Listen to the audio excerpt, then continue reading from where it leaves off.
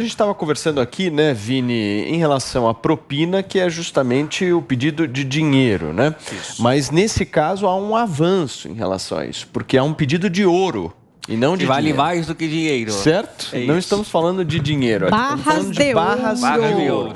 O pastor pediu justamente uma remuneração. Esse caso é mais grave que o da Val do Açaí. Não, a Val do Açaí é fichinha comparado a um negócio grave desse. Muito bem, eu quero ouvir a avaliação de vocês, principalmente como é que fica o discurso do presidente da República em relação ao combate à corrupção. Porque ele, todas as vezes, inclusive disse ontem que no governo dele não havia corrupção. Como é que fica, Salles?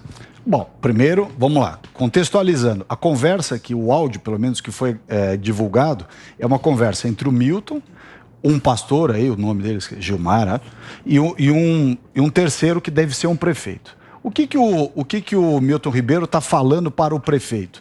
Ele está enaltecendo o Gilmar, que é uma coisa na política comum. O deputado leva algum terceiro lá e a pessoa fala para o deputado: nossa, esse deputado é nosso líder, tudo que ele pede aqui é uma ordem, viu? Fique tranquilo. Isso é uma coisa comum em Brasília. Né? Isso acontece em todos os... Aliás, Brasília não. Na política em geral. Você tem um interlocutor e você enaltece o interlocutor para fazer uma média, uma brincadeira, embora o vídeo deixe claro que o Milton diz, ainda que fazendo essa brincadeira, o Milton diz, olha, a gente libera em primeiro lugar para as prefeituras que necessitam, etc, etc. E depois o pedido aqui do pastor tal, que aqui manda, viu? Inclusive por ordem do presidente. É isso que ele está falando. O áudio em si, não vejo problema nenhum. O problema está nessas outras informações que vieram a reboque, de que os pastores estavam pedindo propina, seja em dinheiro, seja em barra de ouro, para fazer esse acesso ao ministro. Aí há duas hipóteses. O ministro sabia ou o ministro não sabia. Se o ministro sabia, evidentemente que ele tem a responsabilidade sobre isso. Se o ministro não sabia, estava vendido nessa história toda, a responsabilidade se circunscreve aos tais pastores. Evidentemente, precisa apurar se houve mesmo esses pedidos, se o tal prefeito lá do Maranhão que falou que foi pedido a ele, realmente houve esse pedido. Tudo isso tem que ser apurado e apurado com muito rigor. Né? Mas não é o áudio que foi divulgado do Milton Ribeiro que comprova coisa nenhuma. Quem conhece política sabe como a política é feita em prefeituras, estados, governo federal, Congresso, Senado, Câmara, sabe muito bem que quando você está com uma pessoa ao lado, você faz esse ato de gentileza, de bajulação até, para fazer uma média. Diz, esse aqui manda aqui com a gente, esse aqui é o nosso líder, esse aqui tudo que ele pede é uma ordem. Foi nesse tom, é só ouvir o áudio. O Bolsonaro deveria afastar o Milton enquanto a investigação ocorre, Salles? Olha, essa é uma decisão... Pela gravidade da denúncia? Como disse bem o Arthur Lira, essa é uma decisão do presidente da República. O que eu acho é que o assunto, com ou sem afastamento, acho que essa é uma decisão... tá doido para pegar esse ministério. Exato. É preciso também ter um certo entendimento do cenário aí, porque na medida em que não há corrupção no governo, e não há mesmo, não há, isso não é caso de corrupção no governo. Se tem corrupção, está ali na ponta do pastor, ao que tudo indica, se é que ela existe. O que acontece?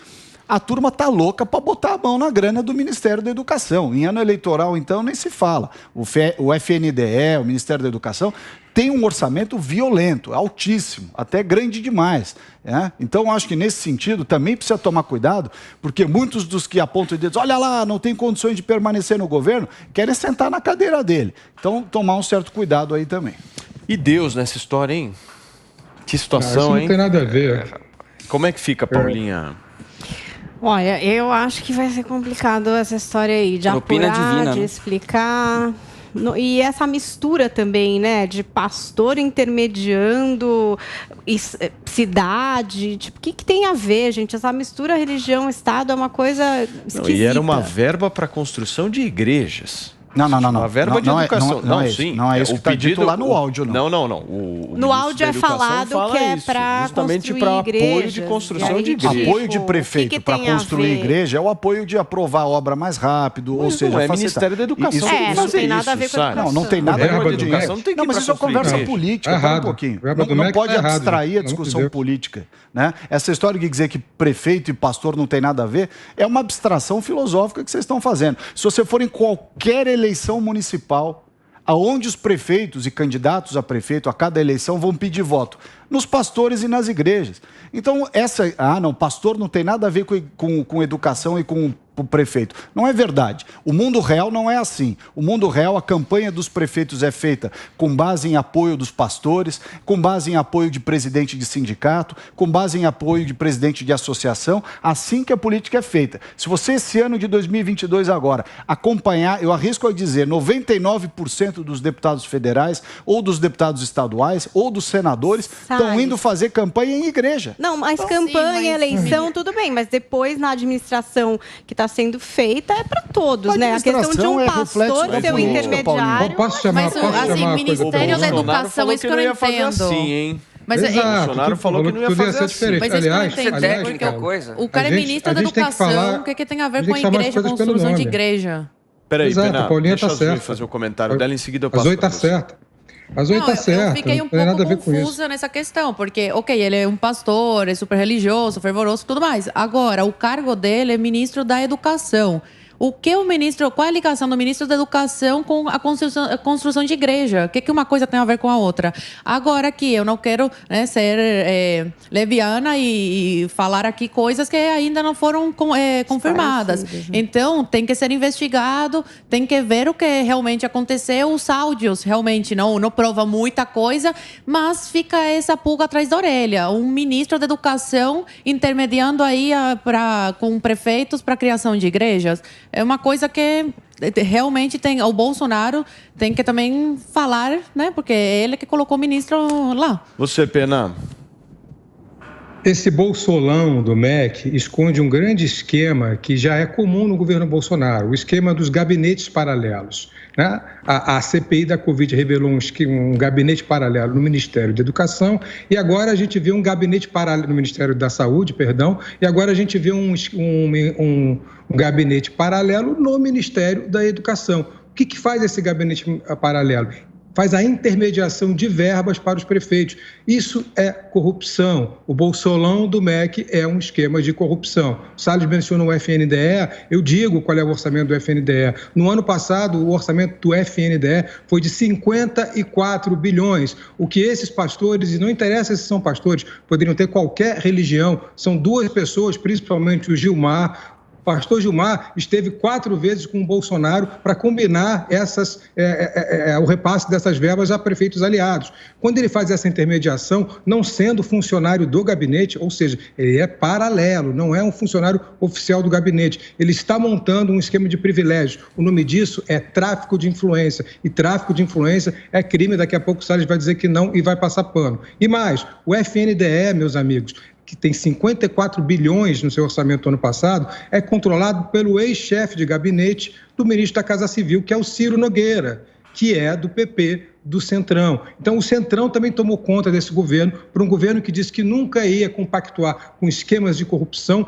entregou o governo para os grandes artífices do esquema de corrupção que sempre foram nesse país, que são os integrantes do Centrão. Então, de novo, 54 bilhões de verba o ano passado e hoje essa verba está sendo distribuída, intermediada como tráfico de influência por pastores que são pastores, segundo palavras do próprio ministro da Educação, amigos do Bolsonaro. E ele diz no áudio, vou priorizar o amigo do Bolsonaro. É ele que vai intermediar essas verbas. Mas isso é uma fala política apenas. O que mais é? Isso é uma fala política. Isso é uma fala política.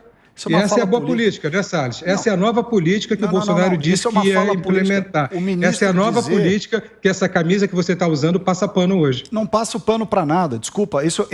Política é você fazer um gesto para quem apoia politicamente. O gesto pode ser meramente retórico, e se ele ficou nesse áudio num gesto meramente retórico, não tem nada de errado. Agora, se o gesto, para além da retórica, transpassa para atitudes concretas, aí essas atitudes precisam ser analisadas. Eu não estou passando pano para ninguém, não. Agora, a pessoa simplesmente dizer, não, olha, você aqui tem todo o poder, viu? Você é muito considerado, para fazer uma média na presença do prefeito, que é o que claramente o áudio denota. O áudio é uma conversa entre o Milton Ribeiro, o tal do pastor e o prefeito. Ele está fazendo uma média com o pastor na frente do prefeito. Agora, se isso significa alguma coisa concreta, a investigação vai demonstrar. Tem que demonstrar mesmo. O ponto central dessa história, essa política existe e isso é fato que você está colocando. Agora, o ponto central é a destinação da verba. Foi para fazer média ou foi por critérios técnicos? Precisa ver se teve destinação de verba também. A discussão é justamente essa. A discussão, se a construir igreja, verba foi por média,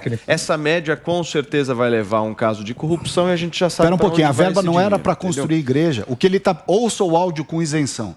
O que ele está dizendo para o prefeito, eu estou assumindo que o interlocutor é algum prefeito, o que ele está dizendo é o seguinte: olha, dá um apoio para a construção das igrejas, para a prefeitura ajudar na construção das igrejas.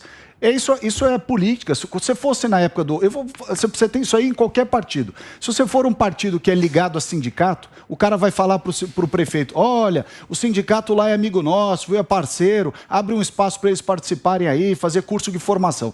O negócio de pastor ajuda aí para fazer igreja. Eu, por exemplo, acho que isso não deveria acontecer. Mas é assim que a política brasileira acontece.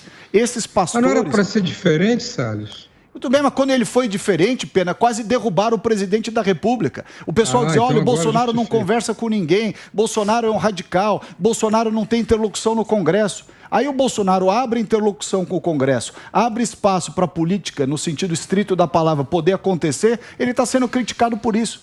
Quer dizer, quando o Bolsonaro era o Bolsonaro do primeiro 1 ano e meio do governo, que era o Bolsonaro que não deixava nenhuma dessas conversas sequer serem cogitadas dentro de qualquer órgão público, o pessoal chamava ele de radical, intransigente, não sabe conversar, não consegue ter conversa política. Agora que tem conversa política com o Congresso, esse é o Congresso. Não é conversa política, é tráfico de influência. Se as pessoas querem um outro tipo de política, votem em outros deputados e outros senadores. Mas nesse caso não é o Congresso. É um pastor. Isso é bancada. Intermediário e aparentemente pedindo prefeito eleito por quem? Para intervir. É uma coisa muito surreal. Precisa investigar isso aí direito, viu? É óbvio, precisa, mas as coisas que estão aparecendo são bem preocupantes. Não é política.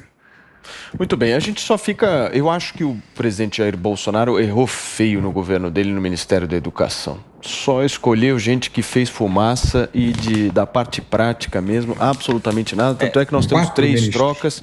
3, né? Nós tivemos o Vélez, 4. O Weintraub. Quem foi o 4?